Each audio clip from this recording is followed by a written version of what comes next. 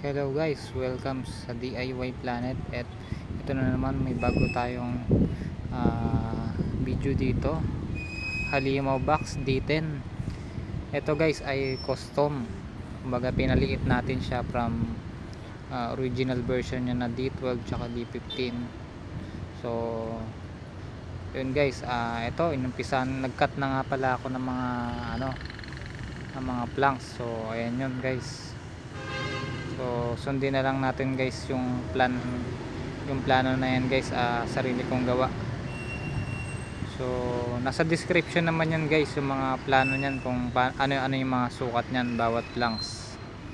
Tapos may mga label yan kung top button, ayan katulad niyan, ayan top button. Ayan, nakat ko na siya guys lahat. So yung rear, mayroong rear outer. Tapos ito yung left and right guys. Ayan. So ayan guys, nakakat na lahat yan. So a-assemble na lang gagawin natin dyan. At ipapakita ko rin sa inyo yung iba kung paano ginawa natin diskarte, katulad nitong mga ports. Yan. Ayan guys, may label yan, no? Tapos dito sa port trails, yung tawag ko dito. Ayan yun guys, yung ano na yan, apat na port rails yung kailangan natin, PR. So ayan yung label natin yan guys, para hindi tayo malito, nilagyan natin ng pangalan. So yan yun guys, yung green na yan. So nasa plan din yan. Basahin nyo na, i-download nyo lang guys, pre-download yan sa description, itong fully documented na ano natin. Ayan, may angle din yan guys, oh. Port 1, 2, 3, 4, 5. So yan yun, P1, P2, P3, P4, P5. So isang set sa baba, isang set din sa taas. So yan, may mga angle yan guys, oh. May mga sari-sariling angle yan guys.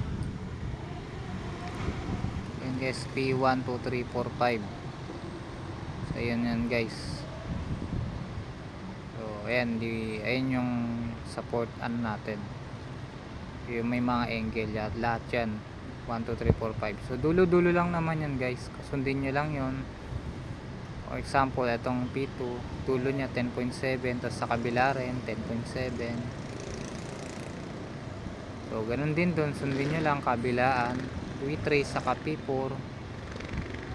Tapos yung P4 to P5 26.1 angle. So dito naman yan sa kabila, ayan, port 1 tsaka port 5. Ayan, para mag-appear silang dalawa. So yan guys, ito pinakita ko sa inyo yung pagkat ko ng nung pag-angle natin ng mga ports. So yan, natapos ko na yan guys, lahat ng mga natin, mga ports natin, pang last ball na yan. So ayan, ganun lang kasimple guys. Kung meron kayong table saw, mas maganda, mabilis. Pero pwede rin naman yung circular saw. So basta i-angle nyo lang maayos. Ayan guys, oh, naka-angle na lang maayos yan, oh. Sinunod lang natin yung sa kung ano yung nasa plan.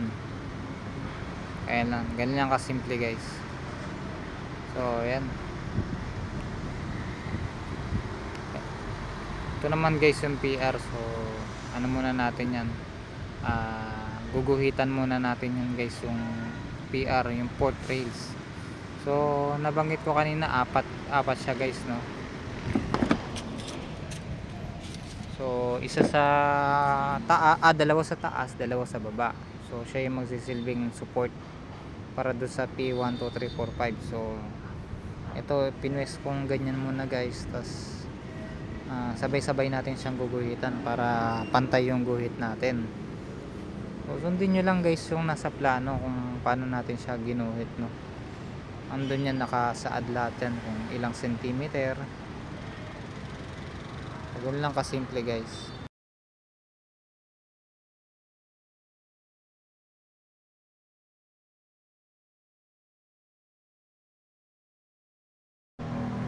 So yan guys, pinas forward na natin dito sa bandang to.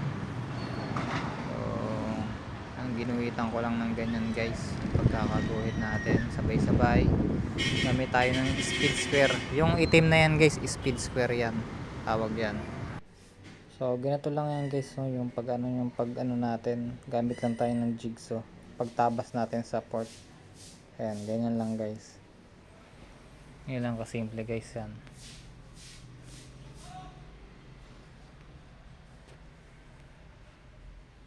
Ayan guys, okay na yung apat natin, no?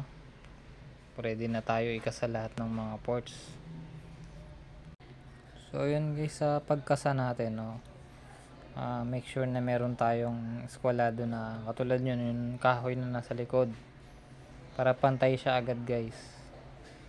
So eskwala lang natin sa table. Tapos ayan, ipwesto natin yung port rails, tapos yung port 1, 2, 3, 4. Kaya muna ikakasa natin sa ngayon.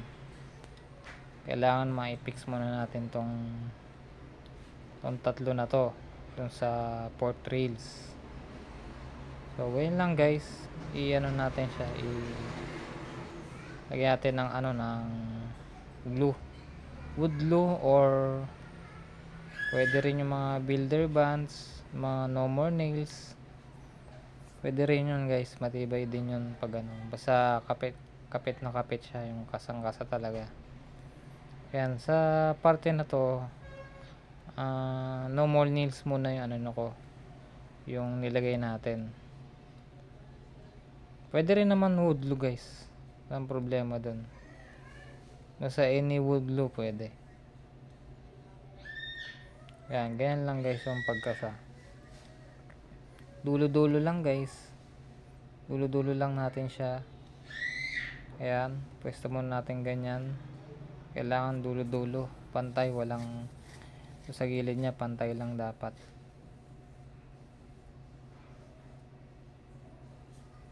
Tapos yan, gamit tayo ng nail gun guys.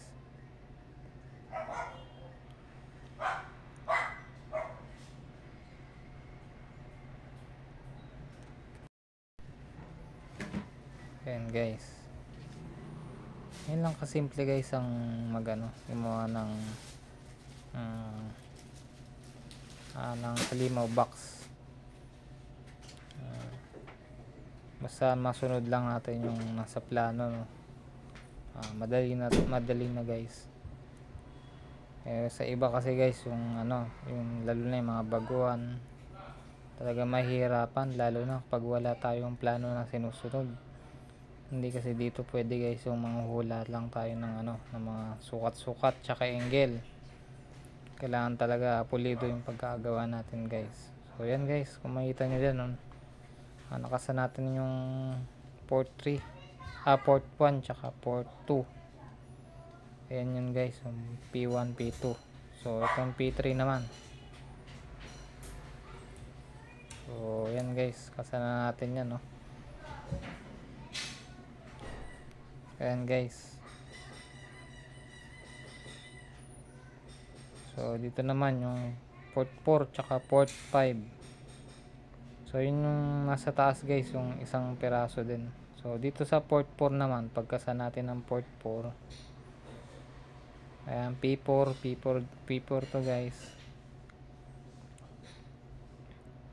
Ayan guys, sa P4 guys, yan, meron tayong diskarte dito kung paano siya ikasa ng maayos. P4, ayan, dikit nyo munang ganyan, tapos itayo natin guys para hindi siya magalaw. So dyan natin ninilganin sa dulo guys, para maglock lang muna siya. Tapos sunod sa kabila naman guys, para maglock lang ulit. Ayan, para maglock. So ingat lang guys, baka pag nail gun gamit nyo, medyo distansya ng konti lang yung kamay nyo para hindi madali. So saka natin ratarin guys yung yung badan dyan.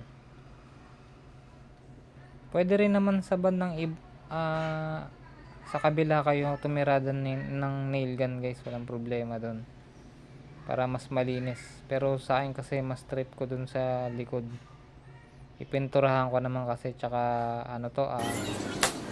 Personal ko naman to guys. So pag natuyo din naman yung wood glue natin, matibay din yun guys. Sobrang tibay yun. Basta matuyo siya ng husto para yung pull band niya ba talagang kapit na kapit. Ayan guys. Ganoon din naman sa port 5, P5 guys. Ganoon sa P5. Same lang din ang procedure. Nail gun lang din ginamit natin. Tapos ito guys, eskwala natin to guys, no. Kailangan to guys, eskwalado para pag natuyo siya, ano siya, diretso talaga. Ayan guys, i-fix natin siya ng ganyan. Pilitin natin siyang naka-eskwalado yan. Para maganda yung pagkakasan niya mamaya. Guys, umaga na. Wood glue gamit natin dito. Medyo gabi kasi tayo nag-umpisa nung pagkat. So ngayon, second day 2 na to guys.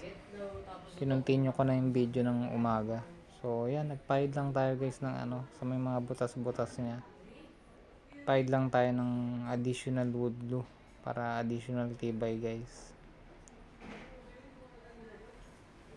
Pwede rin naman masilya katulad ng mga wall putty.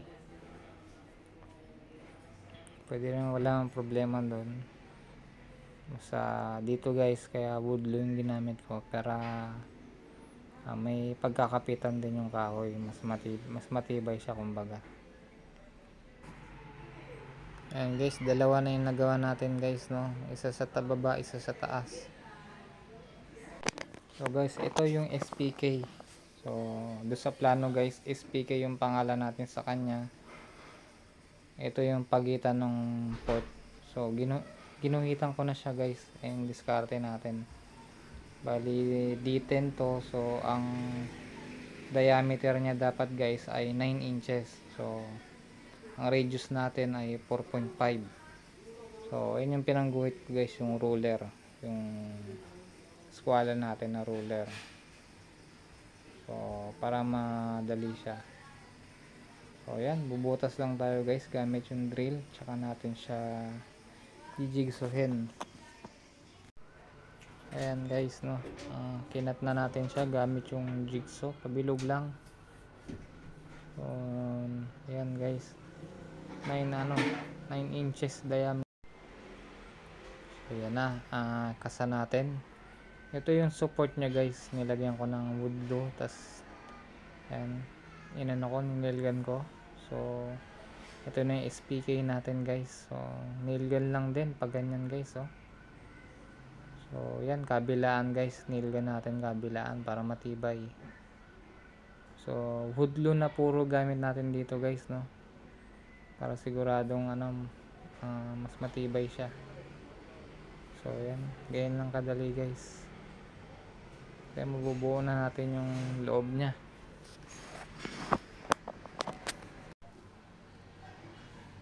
So yan. So same procedure lang. Nail gun lang din gamit natin, tsaka puro na wood glue. Yan guys, meron din doon. Yan guys, konting pukpok lang natin to doon, no, para yung mga ninilga natin ay bumaon. So yan guys, dito naman tayo sa rear outer. So wag tayo gagamit ng pambutas guys. Ito, tuturo ko sa inyo yung diskarte para malinis yung pagkakagawa nya. So dito kasi guys, tawag dito, ito na yung magsisilbing takip natin. Kung ano yung kakat natin dito, ayan na yung takip din natin. So maganda, wala tayong ginamit na dito na drill bit na pambutas, para pulido talaga lahat yung gawa natin. So dito naman guys, nagpa-curve ako na ganyan. Ayan, gamit lang kayo ng kahit anong bilog guys, walang problema dun. Kahit na anong bilog, walang problema.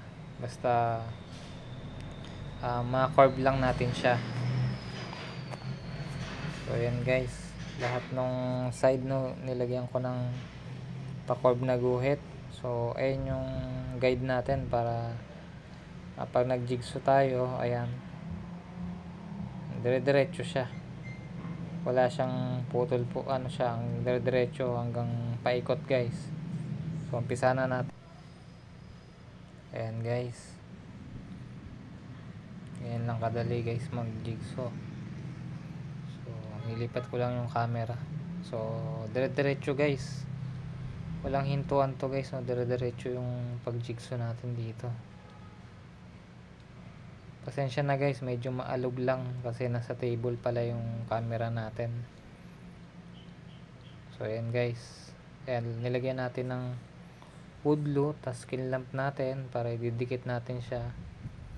Kasi to guys, gumamit tayo ng trim router dito para bawasan natin siya ng konti, kasi pag hindi natin siya binawasan guys, sobrang sikip nyon.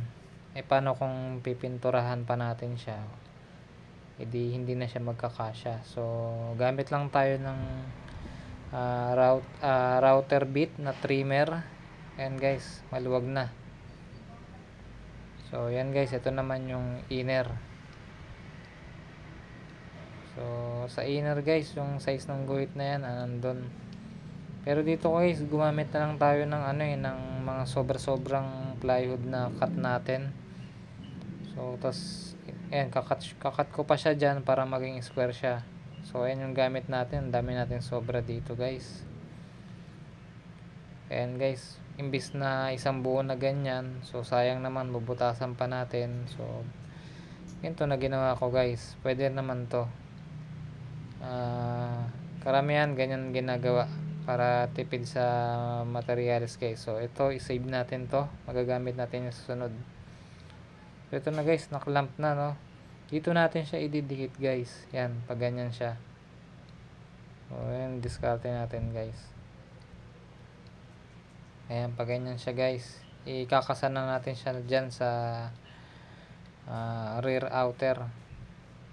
So yan, i-ano lang natin guys, gamit lang tayo ng wood glue para dumikit yung para may kapit yung natin, yung ilalagay na planks. So ayan, paikot lang guys. So ayan, ganyan kadali guys, no. Ayan guys, gamit din tayo ng nail gun dito. So sa gamit yung wood glue, medyo malabnaw lang ng konti ito guys. Pwede rin naman puro, mas maganda nga puro. So ayan, dulo-dulo lang guys. So ito na guys, oh, gawa na yung likod natin, rear outer saka rear inner. So yan, ayan yung takip, maluwag siya, saktong sakto guys. Ayan yung sukat guys, no. Tignan nyo na lang sa plan natin, no. Download nyo lang dyan sa baba yung description, andyan yung files natin ng plan. So dito naman guys, assemble na natin guys. Umpisa na natin assemble. Ayan guys, no, yung natin, assemble natin. Mag-apply lang din tayo ng wood glue. Then tsaka natin i-nail gun. Ayan. Ang inuna ko dito guys, yung top tsaka left. Sunod naman yung likod guys. So lagay lang tayo ng wood glue din. So after natin yun guys, nail gun natin, no. Ayan lang kasimple guys, mag-assemble ng ng halimaw box.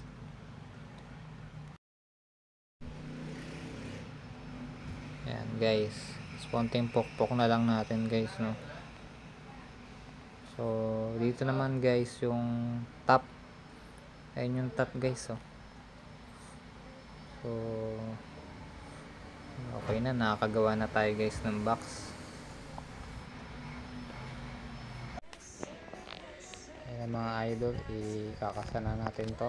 Ayan, so konting pukpok lang, tapos ayun, ano na natin to, i-fix na natin to guys. Ayan guys, oh. So tirahin natin yung harap, yung front. So ayan yung front, tapos yung front support Ayan yung dalawang yan guys, andun din yan sa plano. So i-divide lang natin to guys sa 3, tapos kuhanin natin yung gitna. So yan, para at least maganda yung division nya. So ganun din sa baba guys, lagyan din natin ng ganyan mark, para doon natin siya isisentro, doon yung ano nya, yung itong dalawang front support. So ayan, lagyan din natin ng ano, ng wood glue. Ayan guys, testing muna natin. So medyo ano yan, lagyan natin test kung lapat siya, no. So minsan kasi magsusobra ng konti yan guys. So ayun, dahil nga yung plywood guys hindi naman yan pare-parehong sukat. Kumbaga hindi naman to MDF. Meron part na ano siya, manipis or makapal. So ito guys, screw na lang nilagay ko dito, gypsum screw. Dahil hindi naman abot dito yung nail gun guys, so gypsum screw yung ginamit ko. Para anin lang natin siya, para at least may tibay siya. Yan guys, na nail gun natin dito, banda rito guys. So fix, rataratin na natin ng nail gun yan guys, kasi hindi na natin yan i-screwin. So wood glue lang, tapos nail gun gamit natin dito sa pag-assemble na itong halimaw box. So matibay na yan guys, basta damihan nyo lang ng wood glue. Kung malabnaw, damihan nyo, pero kung ano, kung puro naman lalagay nyo, ganun pa rin, dapat kalat siya. Importante kalat guys. Yan, bago natin i-close ng tuluyan, ayan, dapat natin yung ano. Ito guys, tapos na to, banda rito nagmasilya na tayo, no. Hindi ko na pinakita yung sa video, binuod ko na lang. So ayan, minasilya natin yung duluhan, kasi meron dyan kasi hindi talaga pantay-pantay guys. So ito na, napinturahan ko na guys yung ano, ng textured to, itong halimaw box natin. Yan guys, ang ganda ng pagkaka-textured.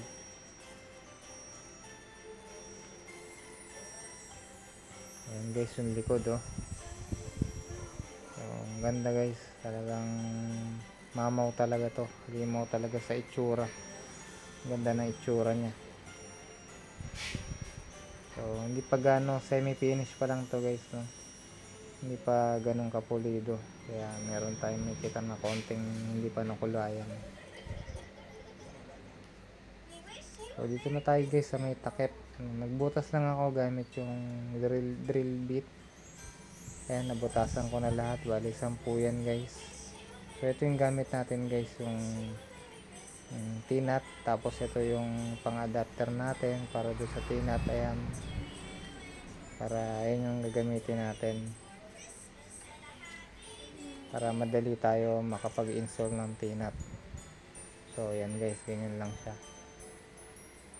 So make sure lang na may pet para hindi kumalas. So ayan yung pang gagawin nating pang screw, yung T-nut guys. So sa una guys, after natin mabutasan, babaon muna natin yung ano, yung ano nya, yung nut. Ayan yung tinatawag na T-nut, no guys. Ayan, no, babaon natin yan. So ganito lang guys, na simple, no. Una, yung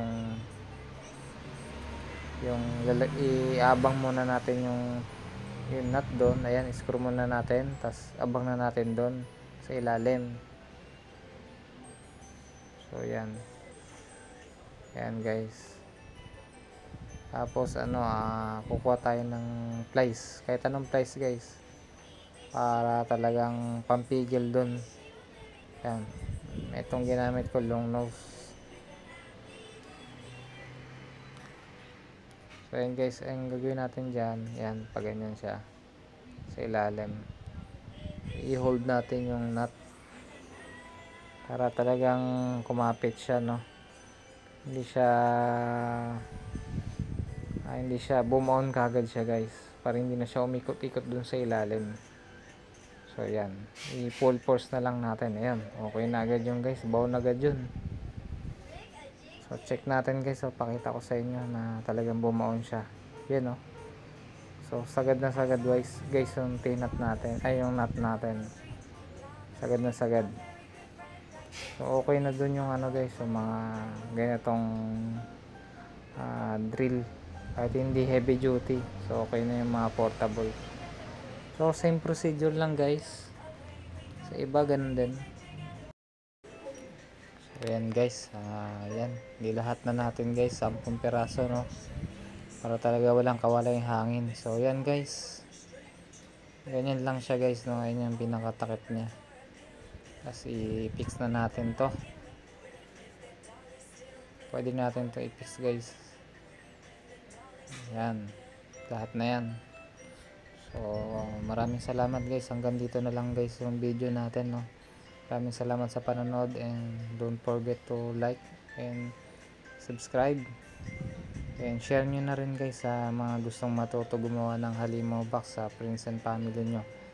So andito na lahat, andito yung video, yung demo natin, and then yung pre-download guys, yung plano natin, no. Tapos meron din tayo dyan na 3D sa SketchUp, may 3D files tayo dyan, pre-download din yun guys, nasa description lang. So maraming salamat guys, and hanggang dito na lang yung video, hanggang sa susunod ulit na video guys. At marami pa akong video na i-share sa inyo guys, iba't ibang klaseng speaker box and mga DIY projects ko. Maraming salamat.